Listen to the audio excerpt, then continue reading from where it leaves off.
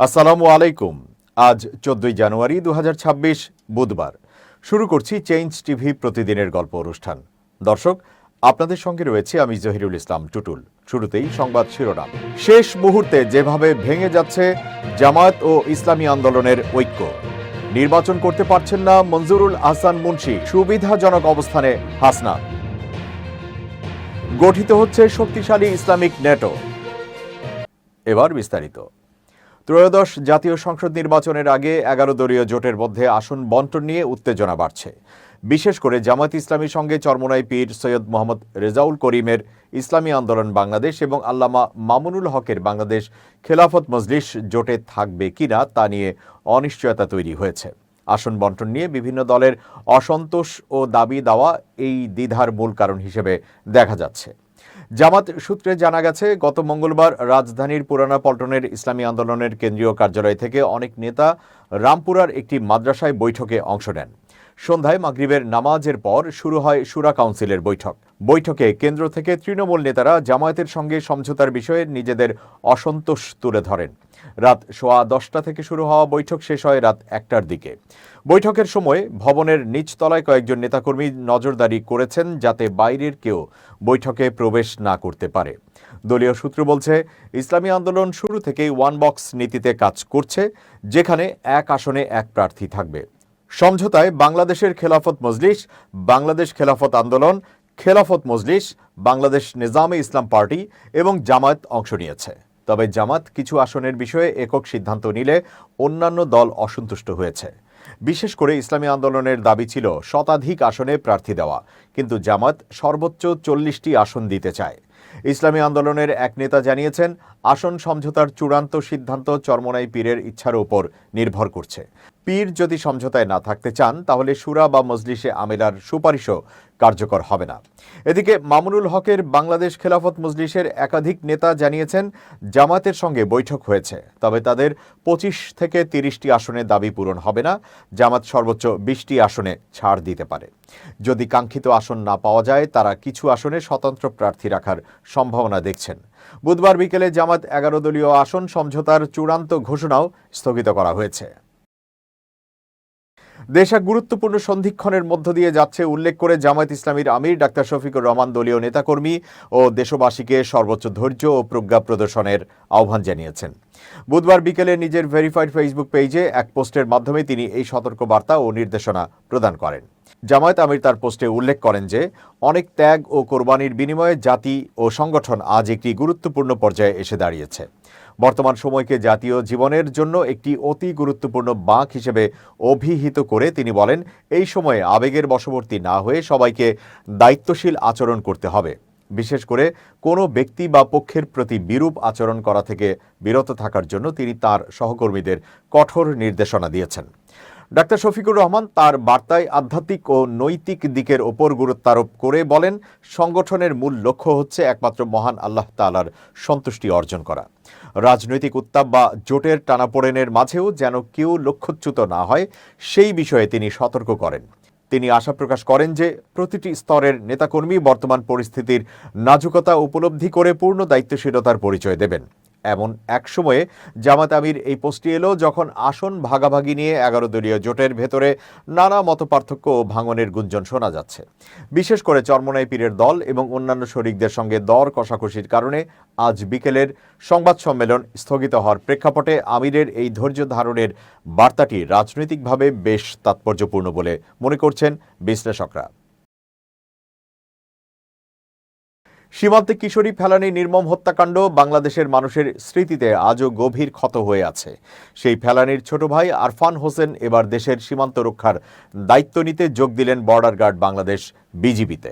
শপথের দিনই তিনি জানালেন, তার জীবনের একমাত্র প্রত্যাশা আর কোনো পরিবার যেন তার বোনের মতো সন্তান হারানোর বেদনা না পায়। কুড়িগ্রামের ফুলবাড়ী উপজেলার রামখানা অন্তপুর সীমান্তে 2011 সালের 7 জানুয়ারি কিশোরী ফেলানিকে গুলি করে হত্যা করে ভারতীয় সীমান্তরক্ষী বাহিনী। সেই ঘটনার প্রায় 1.5 দশক পর ফেলানির ছোট ভাই আরফান হোসেন যোগ দিলেন বর্ডার গার্ড বাংলাদেশে নবীন সৈনিক হিসেবে। বুধবার সকাল 10টায় চট্টগ্রামের সাতকানিয়ায় বাইতুল ইজ্জতে অবস্থিত বিজিবির প্রশিক্ষণ প্রতিষ্ঠান border guard training centre and কলেজে 104তম রিক্রুট ব্যাচের প্রশিক্ষণ সমাপনী কুচকাওয়াজ ও শপথ গ্রহণ অনুষ্ঠিত হয়। ওই ব্যাচেই আনুষ্ঠানিকভাবে শপথ নেন আরফান হোসেন। কুচকাওয়াজ শেষে গণমাধ্যমের সঙ্গে কথা বলতে গিয়ে আবেগ ধরে রাখতে পারেননি তিনি। আরফান বলেন, যেভাবে তার বোনকে সীমান্তে গুলি করে হত্যা করা হয়েছিল এবং লাশ ঝুলিয়ে রাখা হয়েছিল, সেই স্মৃতি আজও তাকে তাড়িয়ে বেড়ায়। সেই সীমান্তেরই একজন রক্ষী হয়ে তিনি শপথ নিয়েছেন। তিনি বলেন, আমি চাই না আমার বোনের মতো আর কোনো বোনকে সীমান্তে গুলি করে হত্যা করা হোক। কোনো বাবা মা যেন এভাবে তাদের সন্তান না হারান, এটাই আমার অঙ্গীকার। আরফান আরও জানান, ফেলানী হত্যার পর থেকেই তার এবং তার মা বাবার একটাই স্বপ্ন ছিল, তিনি বিজিবিতে যোগ দেবেন। 4 মাসের কঠোর প্রশিক্ষণ শেষে আজ তিনি সেই স্বপ্ন পূরণ করতে পেরেছেন। আমি একজন সীমান্ত রক্ষী হিসেবে সর্বদা চেষ্টা করব যেন সীমান্তে কেউ আর আমার বোনের মতো গুলিতে নিহত না হয়। নিজের জীবন বিপন্ন হলেও আমি দায়িত্ব পালনে পিছপা হব না, বলেন তিনি। উল্লেখ্য, ফেলানী হত্যাকাণ্ড বাংলাদেশের ইতিহাসে সীমান্তে বেসামরিক নাগরিক হত্যার একটি প্রতীকী ঘটনায় পরিণত হয়। সম্প্রতি ঢাকার গুলশানে কূটনৈতিক এলাকার প্রধান সড়কের একটি অংশের নামকরণ করা হয়েছে ফেলানী এভিনিউ, যা ওই ঘটনার স্মৃতিকে রাষ্ট্রীয় পরিসরে স্মরণ করার একটি উদ্যোগ হিসেবে দেখা হচ্ছে। ঋণ খেলাপির তালিকা থেকে কুমিল্লা 4 দেবিদ্বার আসনের বিএনপির প্রার্থী মঞ্জুরুল আহসান মুন্সির নাম বাদ দিয়ে হাইকোর্টের আদেশ স্থগিত করেছেন চেম্বার আদালত। ফলে আসন্ন ত্রয়োদশ জাতীয় সংসদ নির্বাচনে তিনি অংশ নিতে পারবেন না। বৃহস্পতিবার 8 জানুয়ারি চেম্বার বিচারপতি মোহাম্মদ রেজাউল হকের আদালত এই আদেশ দেন। আদালতে প্রিমিয়ার ব্যাংকের পক্ষে শুনানি করেন ব্যারিস্টার বিভূতি তরফদার। এর ফলে তিনি ঋণ খেলাপি হিসেবে চিহ্নিত হবেন এবং জাতীয় সংসদ নির্বাচনে অংশ নিতে পারবেন না বলে জানিয়েছেন আইনজীবীরা। বিচারপতি একেএম রবিউল হাসানের হাইকোর্ট বেঞ্চ এই আদেশ দেন। পরে এই আদেশ স্থগিত চেয়ে চেম্বার আদালতে আবেদন করে প্রিমিয়ার ব্যাংক কর্তৃপক্ষ।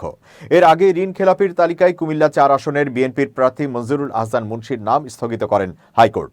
হাইকোর্টের রায়ের ফলে 11 দল সমর্থিত এনসিপির প্রার্থী হাসনাত আব্দুল্লাহ বিশেষ সুবিধা পাবেন। প্রধান উপদেষ্টা প্রফেসর মোহাম্মদ ইউনূস বলেছেন, আগামী 12 ফেব্রুয়ারি নির্ধারিত সময় অনুযায়ী সাধারণ নির্বাচন ও গণভোট অনুষ্ঠিত হবে। এ বিষয়ে অন্তর্বর্তী সরকার প্রতিশ্রুতিবদ্ধ। ডোনাল্ড ট্রাম্প প্রশাসনে দায়িত্ব পালনকারী যুক্তরাষ্ট্রের 2 সাবেক জ্যেষ্ঠ কূটনীতিক আলবার্ট গম্বিস ও মর্স ট্যান রাষ্ট্রীয় অতিথি ভবন যমুনায় প্রধান উপদেষ্টার সঙ্গে সৌজন্য সাক্ষাৎ করলে তিনি একথা বলেন। এ সময় প্রধান উপদেষ্টা বলেন, নির্বাচনকে ঘিরে ভুয়া খবরের বন্যা ও পরিকল্পিতভাবে বিভ্রান্তি ছড়ানো হয়েছে। তবে অন্তর্বর্তী সরকার আগামী 12 ফেব্রুয়ারি নির্বাচন অনুষ্ঠানের প্রতিশ্রুতিতে অটল। অন্তর্বর্তী সরকার নির্বাচনী ফলাফল ঘোষণা শেষে গণতান্ত্রিকভাবে নির্বাচিত সরকারের কাছে ক্ষমতা হস্তান্তর করবে। কে কি বলল তা বিবেচ্য নয়। নির্ধারিত 12 ফেব্রুয়ারিতেই নির্বাচন অনুষ্ঠিত হবে, এর একদিন আগেও নয়, একদিন পরেও নয়, বলেন প্রধান উপদেষ্টা। তিনি আরও বলেন, ভোট হবে অবাধ, সুষ্ঠু ও শান্তিপূর্ণ ও উৎসব মুখর পরিবেশে। নির্বাচনকালীন সময়ে অন্তর্বর্তী সরকার সম্পূর্ণ নিরপেক্ষ থাকবে এবং সব রাজনৈতিক দলের জন্য সমান সুযোগ নিশ্চিত করে পক্ষপাত মুক্ত প্রশাসন পরিচালনা করবে বলেও জানান প্রধান উপদেষ্টা। যুক্তরাষ্ট্রের সাবেক ভারপ্রাপ্ত under secretary of state Albert Gombis এবং সাবেক ambassador at large Morse Tan নির্বাচনের প্রাক্কালে বাংলাদেশ সফর করছেন।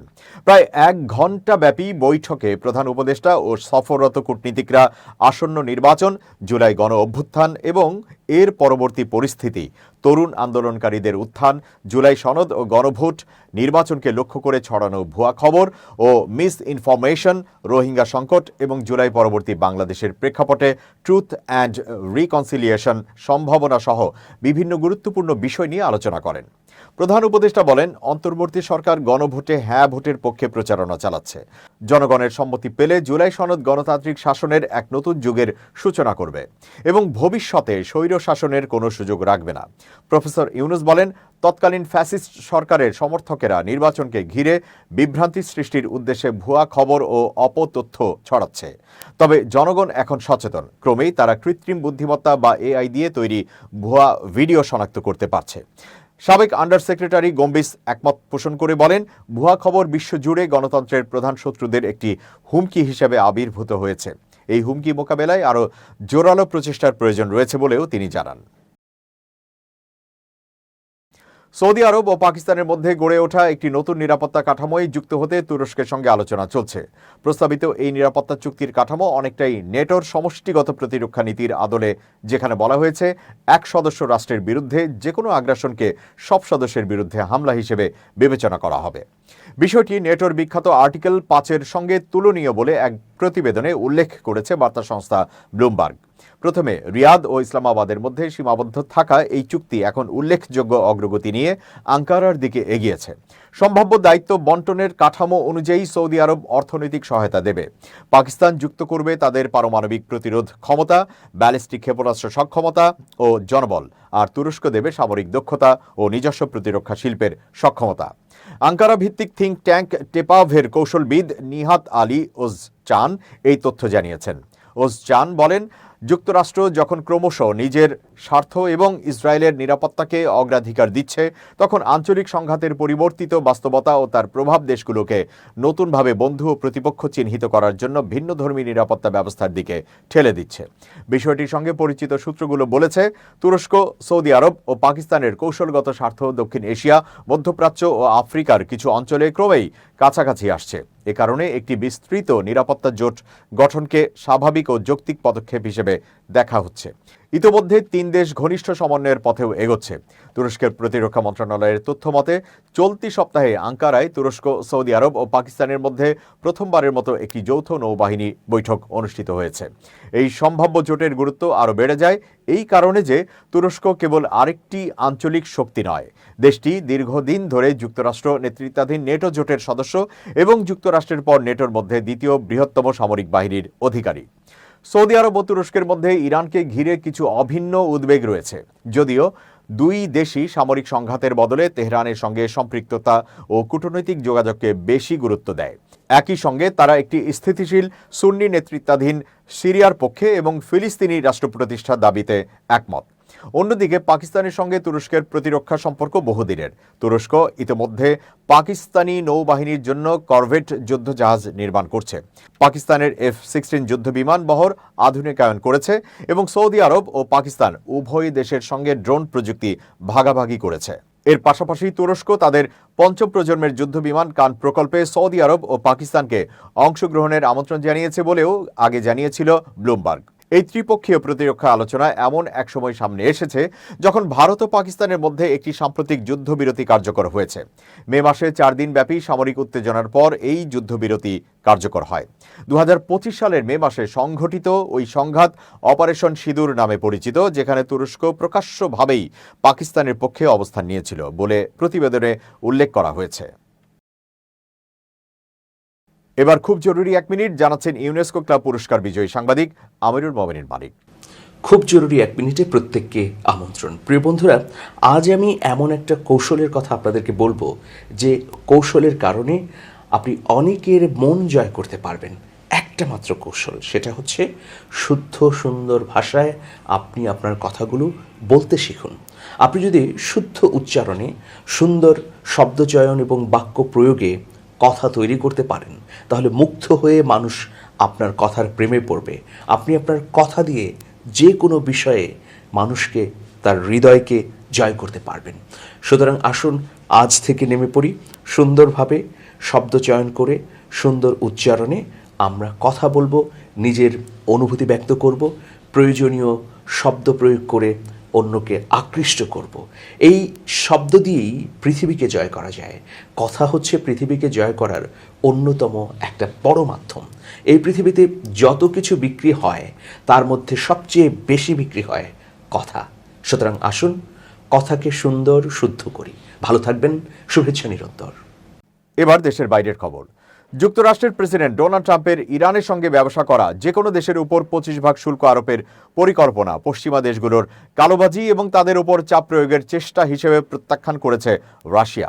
পররাষ্ট্র মন্ত্রণালয়ের মুখপাত্র মারিয়া জাখারোভা এক বিবৃতিতে বলেন, পশ্চিমা দেশের ইরানের উপর আরোপিত অবৈধ নিষেধাজ্ঞা দেশের উন্নয়নকে বাধাগ্রস্ত করছে এবং সাধারণ ইরানিদের উপর অর্থনৈতিক ও সামাজিক সমস্যার বোঝা চাপাচ্ছে।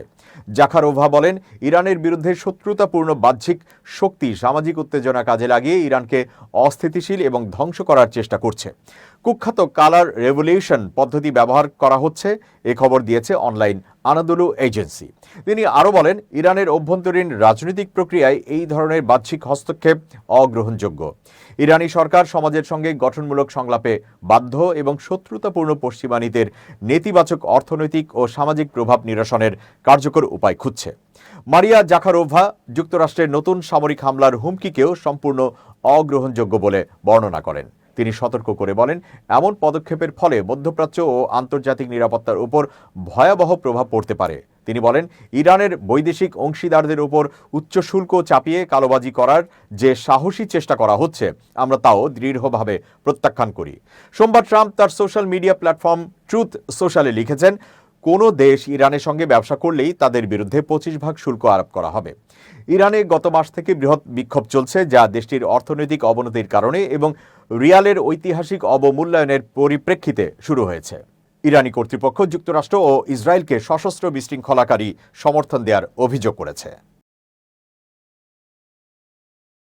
শেষ করছি চেঞ্জ টিভির প্রতিদিনের গল্প অনুষ্ঠান। changetv.press বাংলাদেশের ইউটিউব জার্নালিজমের অগ্রদূত। ভিজিট করুন এর ওয়েবসাইট www.changetv.press, youtube.com/changetvpress এবং সাবস্ক্রাইব করুন চ্যানেলটি। নিয়মিত লাইক, কমেন্ট ও শেয়ার করে আপডেট রাখুন নিজেকে। ভালো থাকুন, নিরাপদে থাকুন, শুভেচ্ছা নিরন্তর। changetv.press, এক ফোঁটা হলুদও নেই।